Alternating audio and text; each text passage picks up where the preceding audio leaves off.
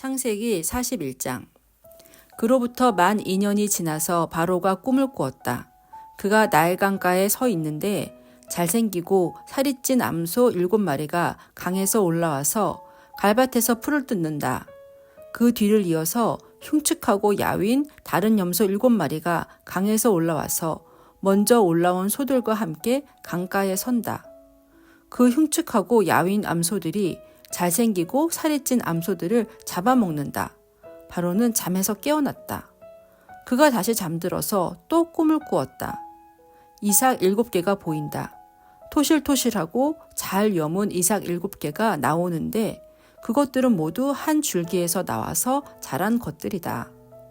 그 뒤를 이어서 또 다른 이삭 7개가 피어나오는데 열풍이 불어서 야위고 마른 것들이다.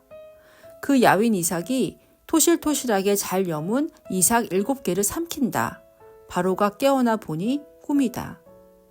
아침에 그는 마음이 뒤숭숭하여 사람을 보내어서 이집트의 마술사와 현인들을 모두 불러들이고 그가 꾼 꿈 이야기를 그들에게 하였다. 그러나 아무도 그에게 그 꿈을 해몽하여 주는 사람이 없었다. 그때에 술잔을 올리는 시종장이 바로에게 말하였다. 제가 꼭 했어야 할 일을 못한 것이 오늘에야 생각납니다. 임금님께서 종들에게 노하셔서 저와 빵을 구워 올리는 시종장을 경호대장 집 감옥에 가두신 일이 있습니다. 저희들이 같은 날 밤에 각각 꿈을 꾸었는데 두 꿈의 내용이 너무나 달랐습니다. 그때에 그곳에 경호대장의 종인 히브리 소년이 저희와 함께 있었습니다. 저희가 꾼 꿈 이야기를 그에게 해 주었더니 그가 그 꿈을 풀었습니다. 저희 두 사람에게 제각기 그 꿈을 해몽하여 주었던 것입니다. 그리고 그가 해몽한 대로 꼭 그대로 되어서 저는 복직되고 그 사람은 처형되었습니다. 이 말을 듣고서 바로가 사람을 보내어 요셉을 불러오게 하였고 사람들은 곧바로 그를 구덩이에서 끌어냈다. 요셉이 수염을 깎고 옷을 갈아입고 바로 앞으로 나아가니 바로가 요셉에게 말하였다.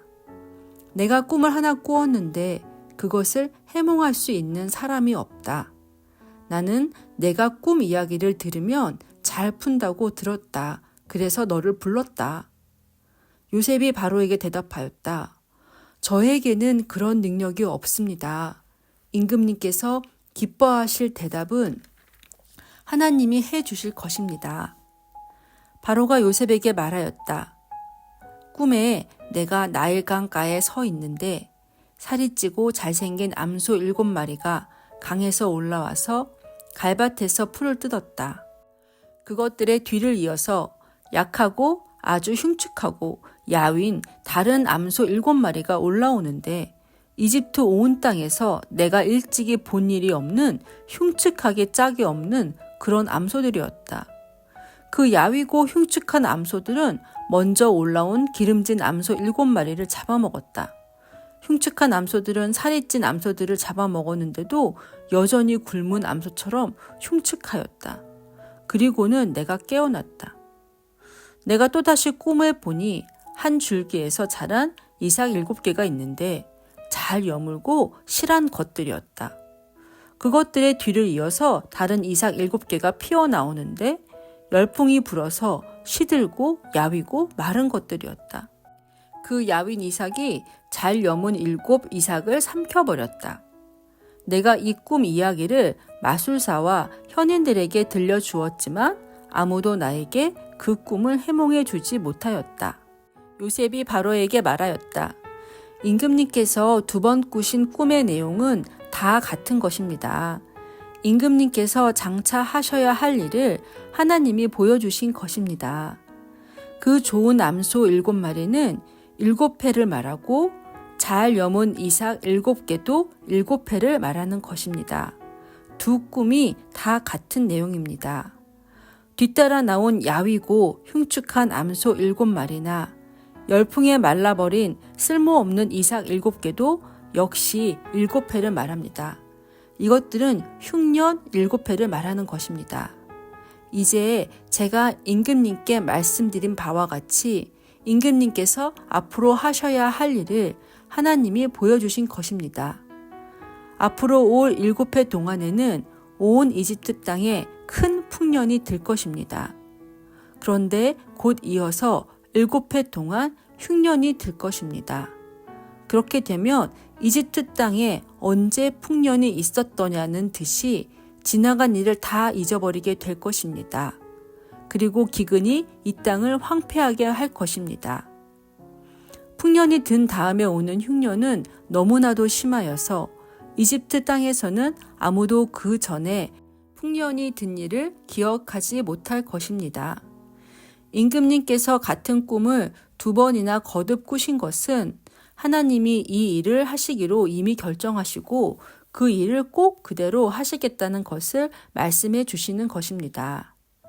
이제 임금님께서는 명철하고 슬기로운 사람을 책임자로 세우셔서 이집트 땅을 다스리게 하시는 것이 좋을 듯합니다. 임금님께서는 전국의 관리들을 임명하셔서 풍년이 계속되는 7해 동안에 이집트 땅에서 거둔 것의 5분의 1을 해마다 받아들이도록 하심이 좋을 듯합니다. 앞으로 올 풍년에 그 관리들은 온갖 먹거리를 거두어들이고 임금님의 권한 아래 각 성읍에 곡식을 갈무리하도록 하십시오. 이 먹거리는 이집트 땅에서 7해 동안 이어갈 흉년에 대비해서 그때에 이 나라 사람들이 먹을 수 있도록 갈무리해 두셔야 합니다. 그렇게 하시면 기근이 이 나라를 망하게 하지 못할 것입니다. 바로와 모든 신하들은 이 제안을 좋게 여겼다. 바로가 신하들에게 말하였다. 하나님의 영이 함께하는 사람을 이 사람 말고 어디에서 또 찾을 수 있겠느냐. 바로가 요셉에게 말하였다. 하나님이 너에게 이 모든 것을 알리셨는데 너처럼 명철하고 슬기로운 사람이 어디에 또 있겠느냐. 네가 나의 집을 다스리는 책임자가 되어라. 나의 모든 백성은 너의 명령을 따를 것이다. 내가 너보다 높다는 것은 내가 이 자리에 앉아있다는 것뿐이다. 바로가 또 요셉에게 말하였다. 내가 너를 온 이집트 땅의 총리로 세운다. 그렇게 말하면서 바로는 손가락에 끼고 있는 옥새 반지를 빼서 요셉의 손가락에 끼우고 고운 모시 옷을 입히고 금목걸이를 목에다 걸어주었다. 그런 다음에 또 자기의 병거에 버금가는 병거에 요셉을 태우니 사람들이 물러나거라 하고 외쳤다. 이렇게 해서 바로는 요셉을 온 이집트 땅의 총리로 세웠다. 바로가 요셉에게 말하였다. 나는 바로다. 이집트 온 땅에서 총리의 허락이 없이는 어느 누구도 손 하나 발 하나도 움직이지 못한다. 바로는 요셉에게 사브낫 바네아라는 이름을 지어주고 온의 제사장 보디베라의 딸 아스낫과 결혼을 시켰다. 요셉이 이집트 땅을 순찰하러 나섰다. 요셉이 이집트 왕 바로를 섬기기 시작할 때에 그의 나이는 30살이었다. 요셉은 바로 앞에서 물러나와서 이집트 온 땅을 두루 다니면서 살폈다. 풍년을 이룬 7해 동안에 땅에서 생산된 것은 대단히 많았다. 요셉은 이집트 땅에서 7해 동안 이어간 풍년으로 생산된 모든 먹거리를 거두어들여 여러 성읍에 저장해 두었다. 각 성읍 근처 밭에서 나는 곡식은 각각 그 성읍에 쌓아두었다. 요셉이 저장한 곡식의 양은 엄청나게 많아서 마치 바다의 모래와 같았다. 그 양이 셀 수 없을 만큼 많아져서 기록을 중단할 수밖에 없었다. 요셉과 온의 제사장 보디베라의 딸 아스낫 사이에서 2 아들이 태어난 것은 흉년이 들기 전이었다. 요셉은 하나님이 나의 온갖 고난과 아버지의 집 생각을 다 잊어버리게 하셨다 하면서 맏아들의 이름을 므낫세라고 지었다.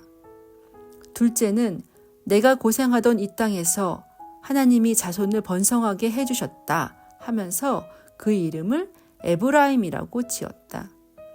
이집트 땅에서 7해 동안 이어가던 풍년이 지나니 요셉이 말한 대로 7해 동안의 흉년이 시작되었다. 온 세상에 기근이 들지 않은 나라가 없었으나 이집트 온 땅에는 아직도 먹거리가 있었다.